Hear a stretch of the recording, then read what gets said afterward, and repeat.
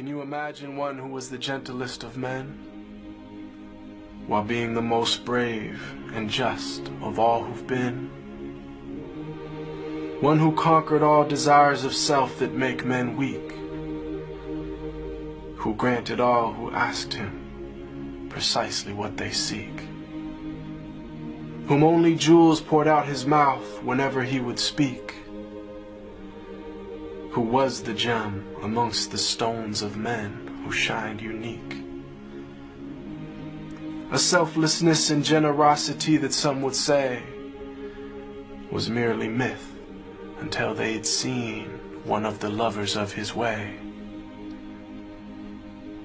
who used to mend his sandals, used to patch his clothes, who used to serve his family whenever he was home, who had a noble shyness, not gazing long upon a face, who honored all he ever met, be he king or be he slave, who always felt himself at home the most amongst the poor, who never angered for himself, but only for his Lord, always just, always truthful, conscious of the one, even if it brought discomfort to himself and those he loved. A satiated stomach his whole life was rarely felt,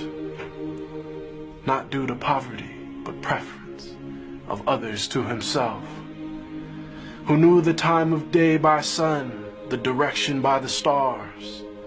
who'd walk amongst his enemies without a single guard, devoid of any trace of self, just humble and serene, eloquent but not verbose,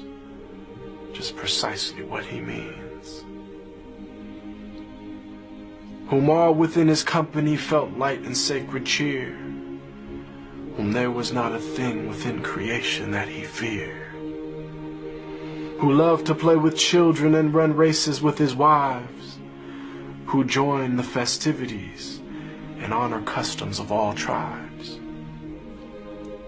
When people yelled and lost their cool around him, he was calm, who asked forgiveness for his enemies, even as they did him wrong, who kept a goat he'd milk himself for people in his house, whose wives, when asked about him, said he was the perfect spouse, who never looked down on a pauper or flattered once a prince, who called every soul unto the one without even a flinch. Every single gorgeous trait of character he had, of noble lineage, yet he was the orphan of his clan, one imbued with wisdom and piercing inner sight, yet he was the unlettered one, who'd neither read nor write. All knowledge and trait of character unflawed were placed inside his very being directly by Allah. The way to salvation and triumph after death, to detachment and joy in life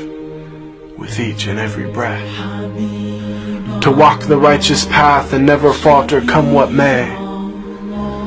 And may Allah give us success in following his way. They call him Al-Amin,